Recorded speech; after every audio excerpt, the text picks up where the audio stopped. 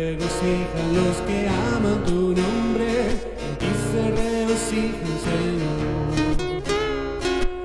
Se regocijan los que aman tu nombre, en ti se regocijan, Señor. Porque tú al justo bendecirás, con un escudo lo rodearás. Porque tú al justo bendecirás, con un escudo lo rodearás. Y se regocijan los que aman su nombre, y se regocijan, Señor. Y se regocijan los que aman tu nombre, y se regocijan, Señor. Porque tú al justo bendecirás, con un escudo lo rodearás.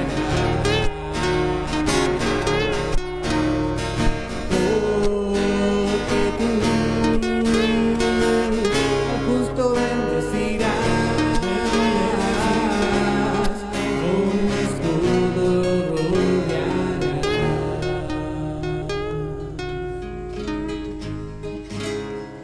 Cuando el ciego escuchó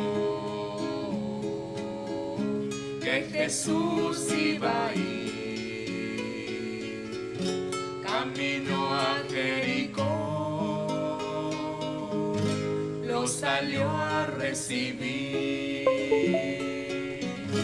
le gritaba: Señor, ten piedad tú de mí, porque ciego estoy yo y no puedo vivir. Cristo le preguntó: ¿qué podré por ti hacer? Y con fe respondió: haz que yo pueda ver. Cristo le preguntó: ¿qué podré por ti hacer? Y con fe respondió: haz que yo pueda ver. Este mismo Jesús, poderoso de ayer, es el mismo que hoy te dará su poder, como escrito ya está.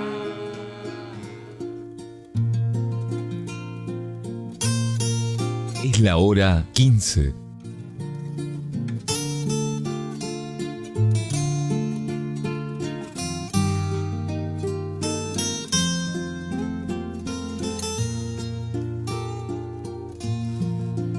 En la gracia aprendí que el divino Redentor crecerá en mi interior si descanso solo en él,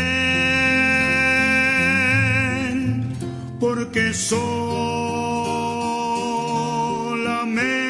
en Cristo comunión tendré con Dios.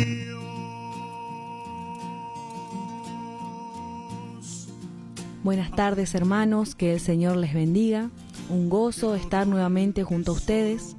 Vamos a escuchar una última alabanza y luego vamos a compartir la parte número 4 del estudio de Romanos. Que el Señor les bendiga. Porque en él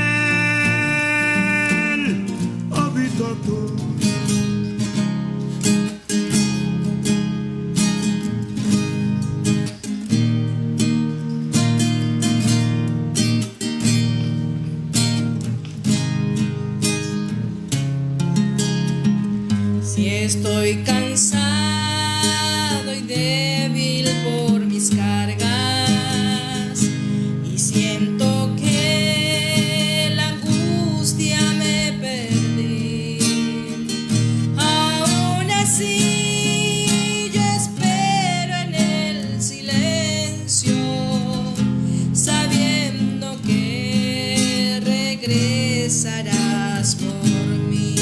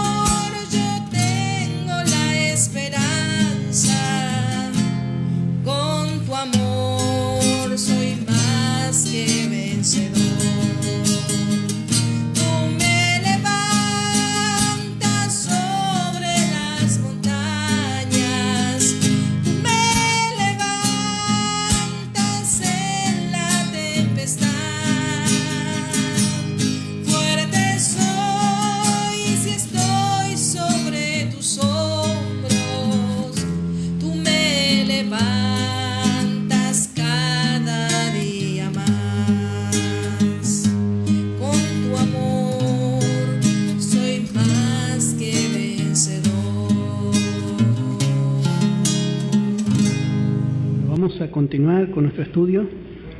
Verso 15. Así que en cuanto a mí, ya que he adquirido esta obligación de amor, ya que tengo la cura, dice Pablo, así que en cuanto a mí, pronto estoy a anunciaros el Evangelio también a vosotros que estáis en Roma. Así que en cuanto a mí, otra versión dice, estoy dispuesto.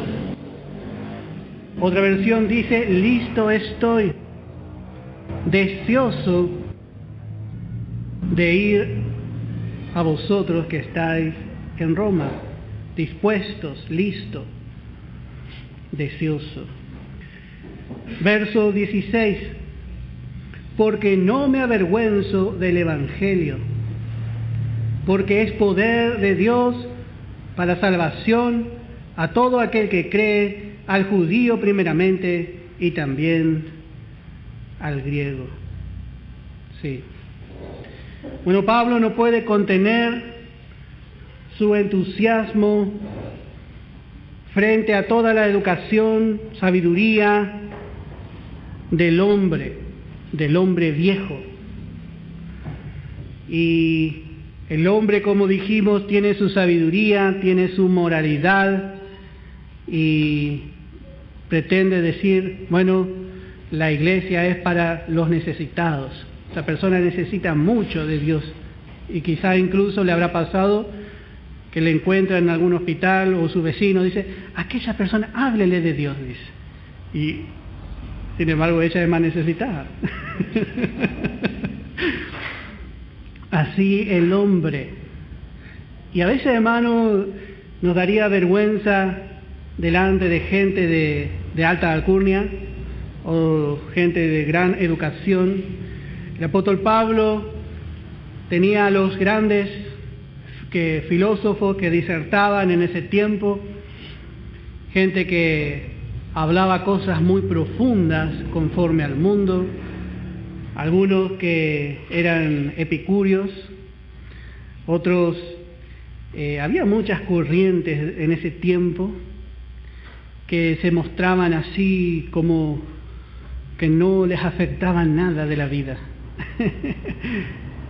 Y la gente los admiraba por su vida exterior. ¿Cómo alcanzó eso? Decían. Y Pablo dice, yo no me avergüenzo del Evangelio. Frente a toda esa sabiduría, frente a toda esa religiosidad, no me avergüenzo del Evangelio. Porque mi Evangelio cambia el interior, no el exterior de la persona. Este Evangelio que nosotros predicamos es poder de Dios. Y para poder entender, hermano, Dios no tenía poder para salvar al hombre. Si Cristo no venía a morir en la cruz, Dios no podía salvar al hombre. Dios no podía salvar al hombre sobre la base del perdón. Dios no podía decir, bueno, yo perdono al hombre, ya está. No, iba a venir el diablo y le iba a decir, yo también quiero que me perdone. No. Dios tenía que salvar al hombre para tener poder para salvar al hombre. Su justicia no podía ser pasada por alto. Alguien tenía que pagar. Y es porque Cristo pagó en la cruz que Dios hoy tiene poder para salvar. El Evangelio no es solamente una noticia, sino que es todo un plan, un proyecto que Dios hizo para tener poder para salvar a su criatura. Por eso la salvación no es que Dios perdonó nomás. Dios realmente tuvo que mandar lo mejor del cielo a su único Hijo. Por eso leemos Juan 3:16, dice, de tal manera amó Dios al mundo, que ha dado a su Hijo unigénito, para que todo aquel que en Él cree no se pierda, mas tenga vida eterna. Ahí en la cruz, Cristo fue tratado como el único pecador, como el único pecador. Él nos representó a todos nosotros. Y Cristo ahí soportó el juicio de Dios. Dios derramó su ira sobre el gran pecador, Jesucristo. Él cargó el peso de todos nuestros pecados. Su justicia, fue totalmente ejecutada. Entonces ahora Dios puede perdonar al hombre. Pero Dios perdona sobre la base de la justicia. Dios no perdona sobre la base del perdón. Sin la cruz no había poder para salvar al hombre. Dios estaba atado de manos. Y sabe bien, sabemos nosotros, dice justicia y juicio son la base, son el cimiento de tu reino, de tu trono. El trono de Dios se vería totalmente desequilibrado, estaría en peligro su reino, porque lo acusarían a Dios de injusto. Pero Dios tiene poder. Hoy tenemos un evangelio de poder, no solamente porque transforma la vida, sino porque éste verdaderamente salva al hombre. Y otra vez dice, a todo aquel que cree, a todo aquel que cree, es por fe, es por fe. Y otra vez dice, al judío primeramente. Ellos debían ser los últimos, porque a ellos se les había dado oportunidad. Pero otra vez vemos la gracia de Dios. Habíamos visto su pecado tan grande de haber matado al Señor de gloria. Y sin embargo, este pecado tan grande no es devuelto con la misma manera. Dios dice, al judío primeramente. Donde abundó el pecado, sobreabundó la gracia. Primeramente al judío. Y dice el verso 17, porque en el Evangelio la justicia de Dios se revela por fe y para fe, como está escrito, mas el justo por la fe vivirá. Este es el versículo central de la epístola. Este es el versículo central o clave de esta epístola o de esta carta. Y este es el principio básico del trato de Dios. Si Dios trata con una persona, Dios no puede tratar sobre la base de la justicia de esa persona. Dios trata sobre la base de la fe. Él provee la fe para tratar con la persona. Por eso dice, porque en el Evangelio de la gracia, dice, la justicia de Dios. Note que Dios en el Evangelio de la gracia permanece siendo justo. Como dijimos, si esto era sobre la base del perdón nada más, Dios no nos imputaría justicia, sino nos imputaría otra cosa, debilidad. Pero en el Evangelio la justicia de Dios se revela. El hombre, por sobre todas las cosas, exalta su justicia. El hombre exalta su justicia. Pero en el Evangelio lo que resalta es la justicia de Dios. Dice en Romanos capítulo 3 en el verso 26, dice, con la mira de manifestar en este tiempo su justicia. Está hablando de Dios. A fin de que Él sea el justo y el que justifica al que es de la fe de Jesús. Bueno, Dios hizo así, Dios creó el plan de redención para que Él siga manteniendo su justicia, para salvar a un hombre injusto. Y en esto tenemos que ver que solamente un justo puede hacer justo a un injusto. Un justo puede hacer justo, puede proveer de justicia a un injusto. El hombre en su injusticia jamás podría haber sido hecho justo por su propia moralidad o fuerza o esfuerzo propio. Dependía de Dios, y Dios por medio de la cruz tiene el poder. No perdió su atributo de justicia. Por eso es tan interesante cuando hablamos de la obra de la cruz. Dios permaneció siendo justo para justificarnos a nosotros que éramos injustos. Es precioso. Hermano, el plan de salvación. Salmo 71, verso 2. Note esta frase. Socórrame y líbrame en tu justicia. Inclina tu oído y sálvame. Note qué manera de hablar. Socórreme, dice. El hombre dice, yo soy una buena persona, merezco que Dios me escuche. Pero note cómo habla aquel que tiene la revelación de la justicia de Dios. Socórreme y líbrame en tu justicia. Cuando usted pide a Dios algo, no pida en su justicia. Diga así, socórreme y líbrame en tu justicia.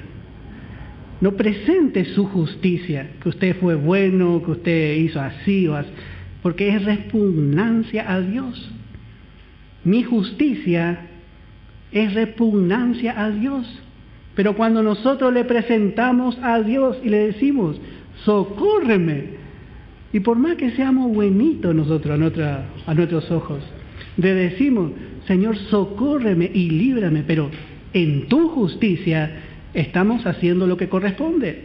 Entonces eso es fe. Eso es fe, porque está haciendo conforme a la manera de Dios. Está conforme a la manera de Dios. Dios le va a librar porque usted es una nueva creación. Dios le va a librar porque usted es justo, pero no por su justicia, sino por la justicia de Cristo. La gracia ha provisto la justicia necesaria para que usted se presente delante de Dios. Pero tiene que ser por gracia. La gracia reina por la justicia. La gracia reina por la justicia, pero no por nuestra justicia, la justicia de Cristo. Esto es algo, hermano, que nosotros necesitamos entender bien, porque en el Evangelio la justicia de Dios sobresale. La justicia de Dios se revela, y se revela por la fe. No se revela por lo que sentimos. No es si siento. El pecador, cuando viene a la cruz, y bien podemos poner el ejemplo del Señor en la cruz, el pecador, el ladrón que estaba al lado del Señor, dice, nosotros sufrimos porque merecemos. Note el sentir de este pecador. En este sentir, él sabía que él era pecador y que él no merecía más que otra cosa que lo que le estaba sucediendo. Pero este es justo, dice. Él reconoce la justicia de Dios. Entonces, por fe, ¿qué le dice? Acuérdate de mí, dice. Ahí vemos la fe. ¿Y qué le contesta la gracia? Bueno, dice, hoy estarás conmigo en el paraíso. Bueno, ahí vemos bien claro, obrando, cómo la justicia de Dios se revela. Y que la justicia no es un sentimiento. Ese hombre fue justo ahí. Él estaba realmente llevando el resultado de su obrar. Pero él era justo. Él era justo. Él iba a entrar con toda confianza a los cielos. Porque él vio la justicia de Cristo. Entonces, Jesús, en ese momento, lo único que le dijo, sí, así va a ser. Hoy no le dijo mañana o pasado, hoy dice, estarás conmigo. Y eso es la salvación. Cuando el hombre se da cuenta y se da cuenta de su estado, por más bueno que sea por fuera o por más inmoral que sea, se da cuenta de su estado, pone su confianza en Jesús. Entonces la gracia provee la justicia. No es un sentir. Esto no es un sentir. No es lo que usted siente o lo que yo siento. No es lo que la persona siente. Sino es el hecho, podríamos decir, es la declaración, el fallo del juez sobre la persona que actuó en fe. Cuando la persona actúa en fe, el fallo, más allá de lo que nosotros pensemos, de lo que esa persona misma piense, la fe es así. Por eso luego, ¿por qué decimos y explicamos esto así? Porque la justicia de Dios se revela, aquí dice, por fe y para fe, pero la palabra es más fuerte cuando vemos otra versión, dice de fe en fe, de fe en fe. La primera fe que ejercemos es creer que Jesús nos ha justificado, pero no porque nosotros seamos merecedores, sino porque Él puso en nosotros la justicia de Dios, su misma justicia. Pero después, este camino de fe sigue. La justicia de Dios se va revelando en usted y en mí, hasta que se va manifestando aún más en su vida. Este camino de fe sigue. Por eso la justicia de Dios se sigue revelando. ¿Y cuál es esa? Bueno, la revelación de Jesucristo. Jesucristo es revelado en usted. Entonces la fe sigue realmente siendo necesaria, sigue expandiéndose en usted y en mí. Sin comprometer su justicia, Dios nos ha hecho justos. Así que este verso de la Biblia se menciona en 4 lugares, Se menciona primeramente en Habacuc. Luego en Gálatas, en Hebreos y aquí en Romanos. En Habacuc, en Gálatas, en Hebreos y en Romanos. Bueno, verso 18. Aquí empezamos la segunda división, que es la necesidad del Evangelio. La segunda división que se llama la necesidad del Evangelio. Y desde aquí en adelante vemos desarrollado cómo la única forma en que el hombre puede ser salvo es por medio del Evangelio. Y esto va a finalizar en el capítulo 3, en el verso 20. Aquí vamos a ver bien esta enseñanza, bien explicado. Y dice, porque la ira de Dios se revela desde el cielo contra toda impiedad e injusticia de los hombres, que detienen con injusticia la verdad. Porque lo que de Dios se conoce le es manifiesto, pues Dios se lo manifestó. Porque las cosas invisibles de Él, su eterno poder y deidad, se hacen claramente visibles desde la creación del mundo, siendo entendidas por medio de las cosas hechas, de modo que no tienen excusa. Bueno, vemos que la ira de Dios se revela desde el cielo contra toda impiedad. El hombre nace bajo la ira de Dios, porque el hombre nace como una vieja creación. En el Salmo 7, verso 11, encontramos esta declaración que dice: Dios es juez justo y Dios está airado contra el impío todos los días. Y en esta porción, lo que nosotros vamos a encontrar es presentado al hombre inmoral. Y estaríamos de acuerdo de que Dios, al hombre inmoral, al hombre que manifiesta su estado aberrante en su vida, en su práctica, en sus hechos, que Dios manifieste su ira. Y bueno, acá es fácil realmente mostrar que ese hombre es culpable. Y Dios es juez justo. Y dice, y está airado con el impío todos los días. Bueno, y esto es lo que vamos a ver acá, la culpabilidad del hombre inmoral.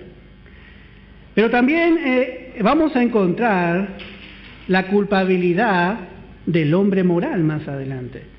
Como venimos diciendo, el hombre moral es más difícil de comprobar su culpabilidad. Pero Dios los trae a ambos delante de su trono y los pone en el banquillo de los acusados. Porque nadie puede recibir la gracia de Dios si primeramente no reconoce su necesidad. Nadie puede recibir la gracia de Dios si primeramente no reconoce su necesidad. Entonces es necesario que primeramente los dos sean hallados culpables. Entonces ahí Dios puede obrar por gracia. Y Dios, lo que vemos en esta parte, en esta porción, es que Dios hace una inspección profunda sobre su creación. Dios hace una inspección profunda. Dios examina al hombre para, como dijimos, mostrar su necesidad. Y no hay parte que Dios no vea. No hay parte que Dios no vea en el hombre. El hombre detiene con injusticia, dice, con toda impiedad e injusticia, dice que detiene la verdad. La ira de Dios se revela desde el cielo contra toda impiedad e injusticia, que detienen con injusticia la verdad. Ahora nosotros pensaríamos que esta injusticia son los peores hechos que un hombre puede cometer. Pero la única forma que el hombre tiene de parar la verdad es con el error. No hay peor injusticia en la tierra para Dios que el error. La verdad es la esencia de Dios. La verdad es la esencia de Dios. Y el error es la ponzoña misma de Satanás. El enemigo trata de parar el avance de la verdad, especialmente por medio de las religiones. Toda religión lo que hace es llamar al hombre para que venga a hacer obras de justicia propia e intente ganar el cielo. Hermano, si usted habla con una persona que es religiosa, cualquier religión son todos aquellos que no reciben a Jesús. Bueno, hay algo que usted puede decir para hacerle pensar. Si usted mañana o en este momento pierde la vida, ¿a dónde va? Y sabe lo que pasa, hermano, el religioso no tiene convicción porque no tiene fe. Y dice, y bueno, yo estoy intentando, dice. Y es lo primero que le dice, estoy procurando, dicen algunos. Pero yo sé que si yo le pregunto a usted, si hoy usted pierde su vida, ¿a dónde va? Va a la presencia del Señor. Porque el que tiene al Hijo tiene la vida. Y el que no tiene al Hijo de Dios, no tiene la vida. La religión, hermano, es una imitación del llamado de Dios. Es como dijo Jesús, es otro camino. Él vino y dijo, yo soy el camino. Pero dice, hay un camino ancho, dice, que lleva a la perdición. Y ese es el camino de las religiones. Y por las religiones el hombre es confundido para no llegar al cielo, para no alcanzar salvación.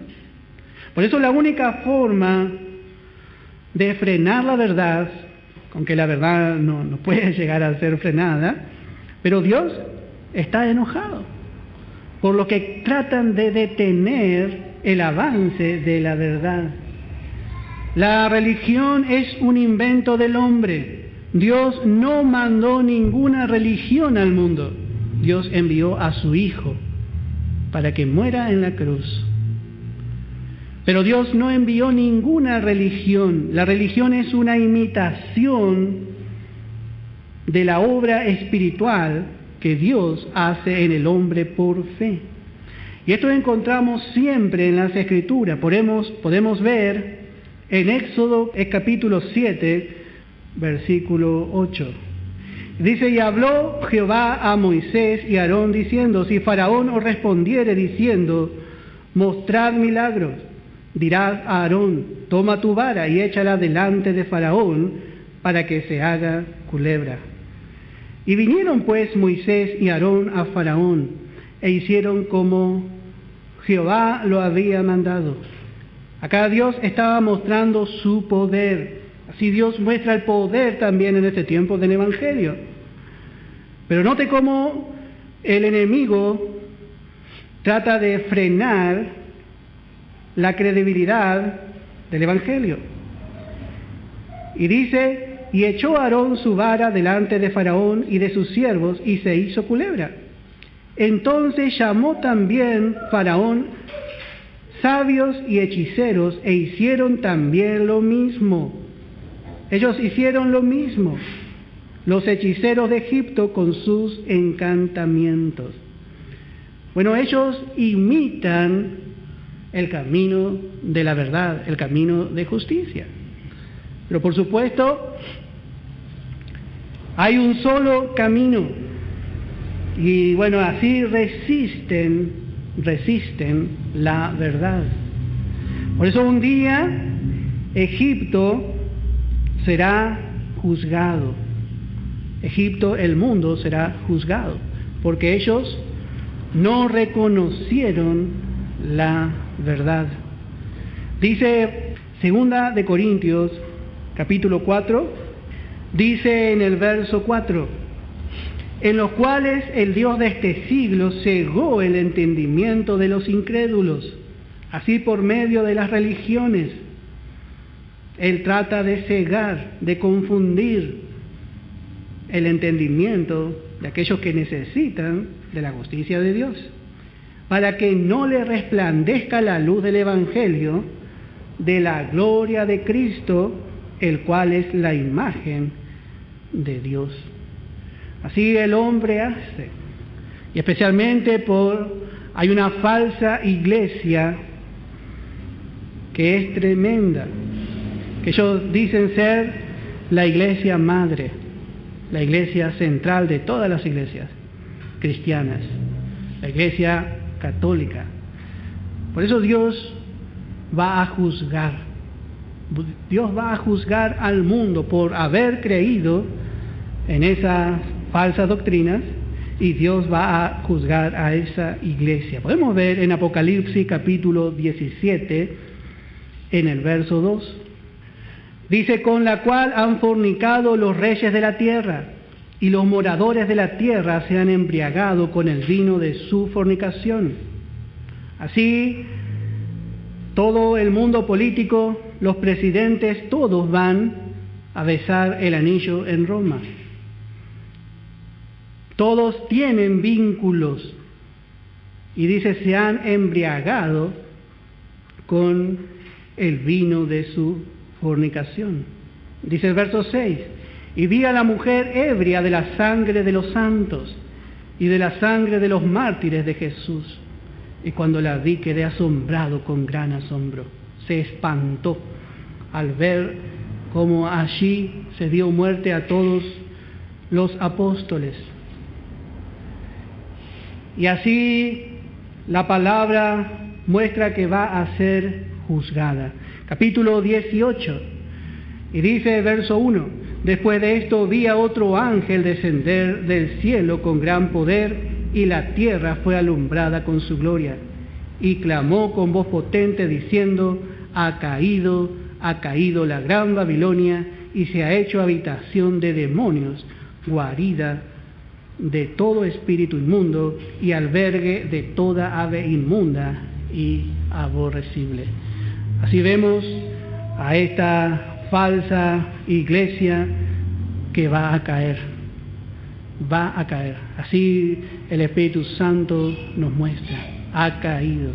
porque la ira de Dios especialmente está sobre esa falsa mujer que dice ser reina, que dice ser señora, pero no lo es. La ira de Dios se revela desde el cielo contra toda impiedad e injusticia de los hombres que detienen con injusticia la verdad. Verso 19. Porque lo que de Dios se conoce le es manifiesto, pues Dios se lo manifestó. Lo que de Dios se conoce le es manifiesto.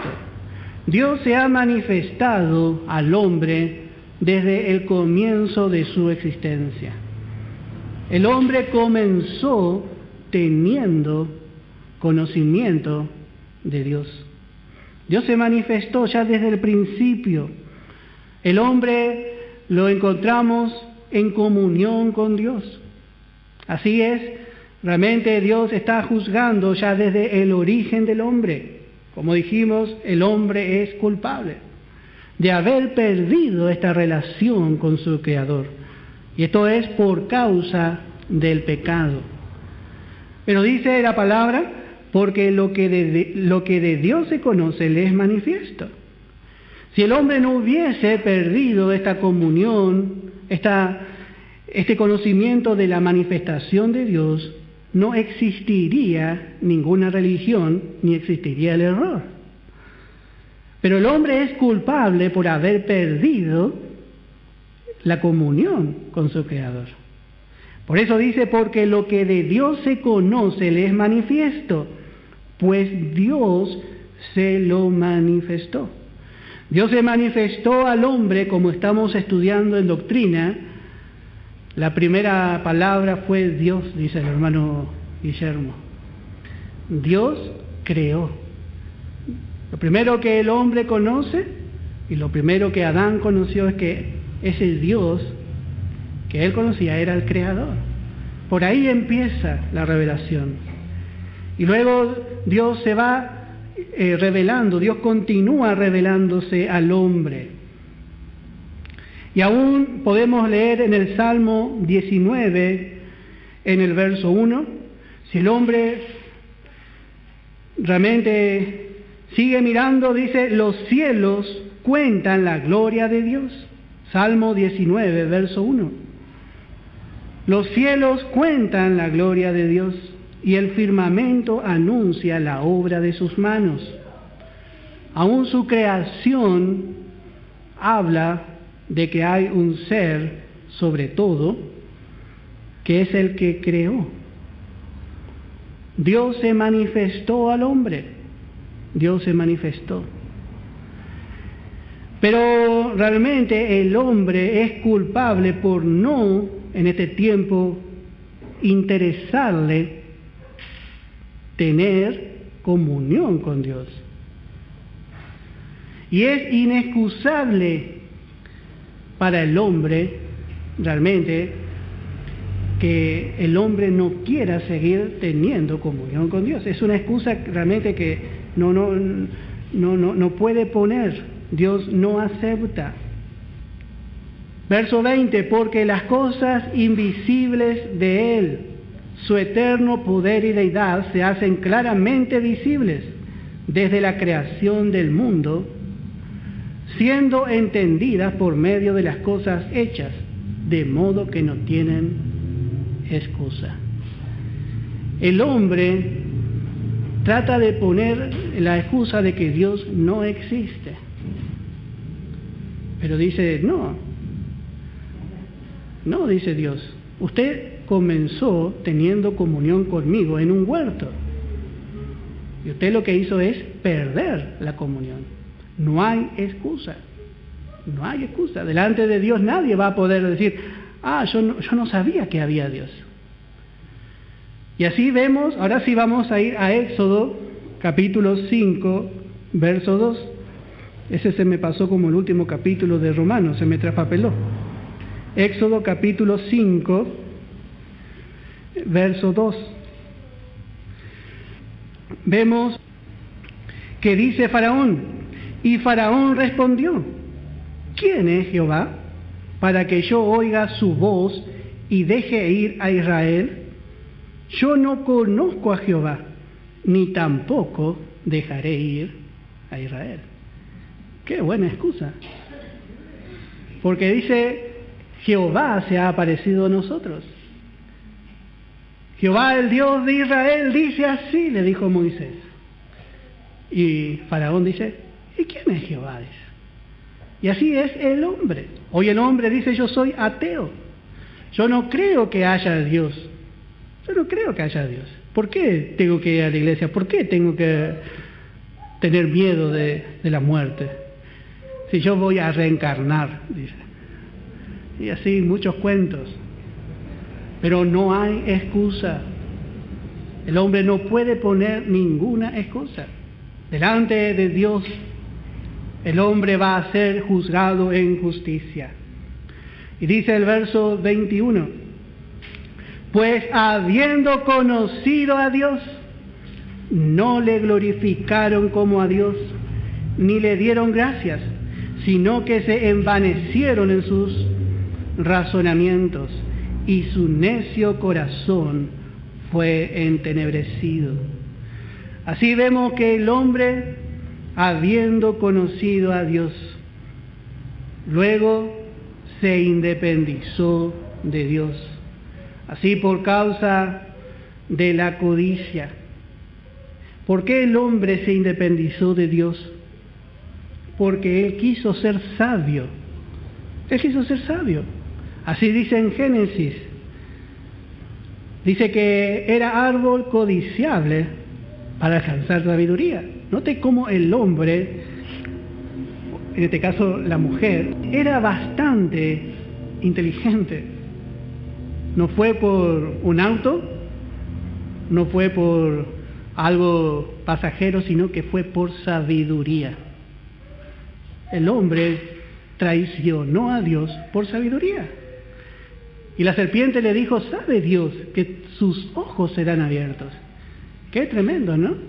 Lo primero que Dios promete al Hijo de Dios, por medio del Evangelio de la Gracia, es que sus ojos también serán abiertos. Pero en este caso la serpiente le dice para conocer el bien y el mal.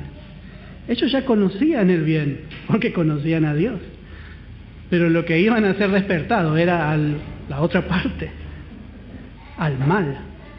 El hombre codició sabiduría. Por eso dice, habiendo conocido a Dios, no le glorificaron a Dios, no siguieron dependientes de Dios. Ni tampoco, dice, le dieron gracias. No fueron agradecidos a Dios.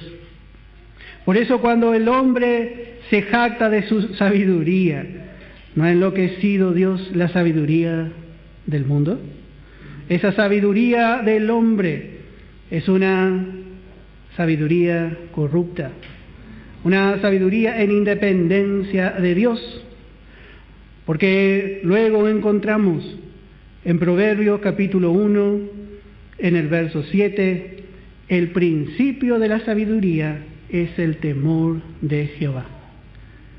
Había sido, y el hombre sin temor a Dios, sin respeto a Dios como creador, se separó de Dios, se independizó de Dios por ir detrás de una sabiduría. Pero el principio, el origen de la sabiduría es el temor a Jehová. El principio. Si queremos comenzar ya, bueno, tenemos que tener temor de Dios. Tenemos que realmente ser leales a nuestro Dios. Ese es el origen, depender de Dios. Y ahí Él nos va forjando de esta sabiduría. Su corazón necio.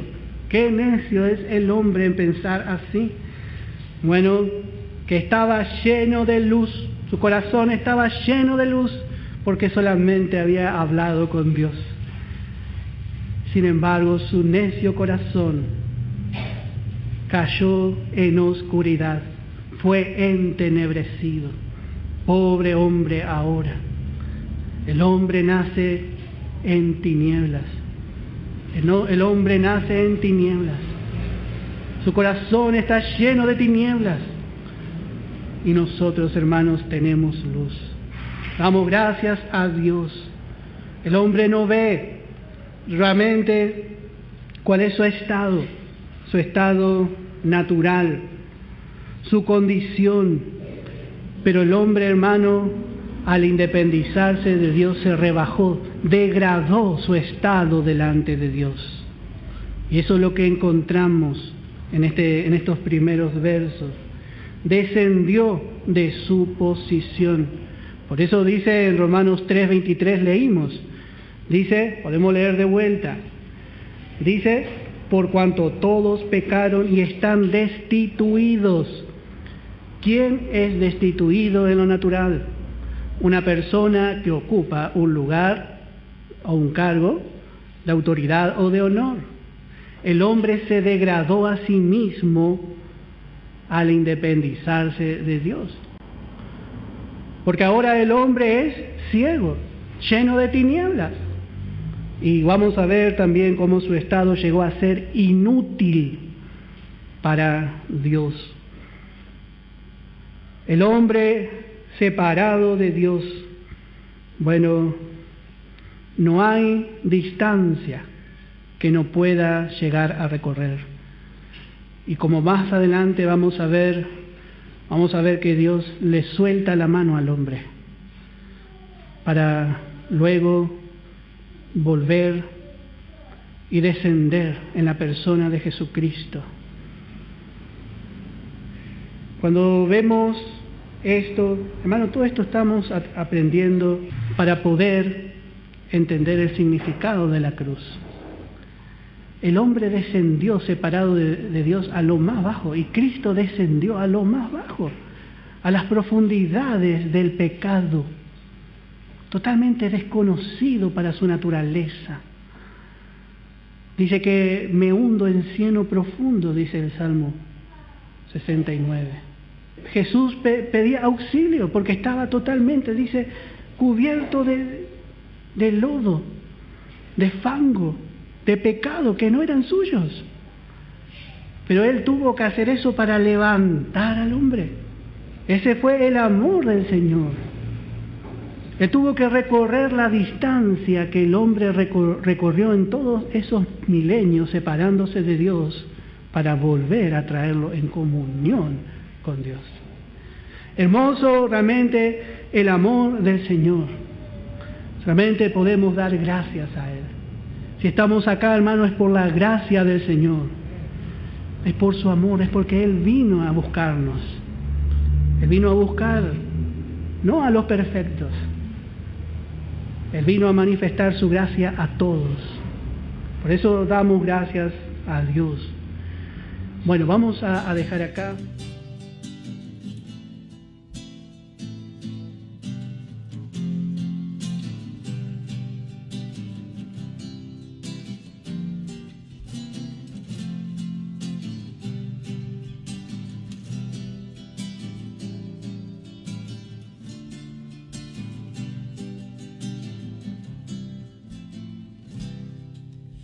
Espíritu Santo de Dios,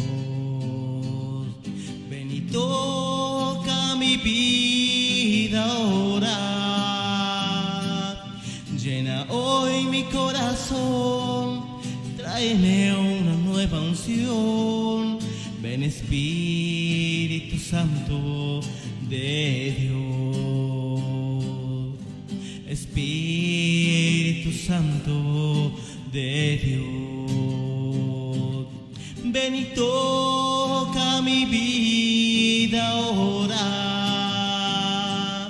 llena hoy mi corazón, tráeme una nueva unción, ven Espíritu Santo de Dios, Santo, Santo, Santo, mi corazón te adora,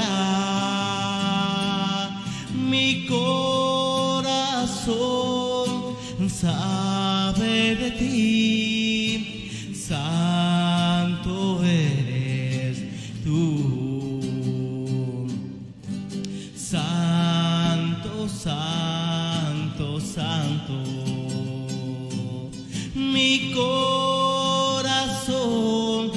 adorar.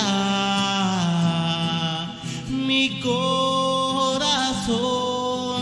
sabe de ti. Es la hora 15:52.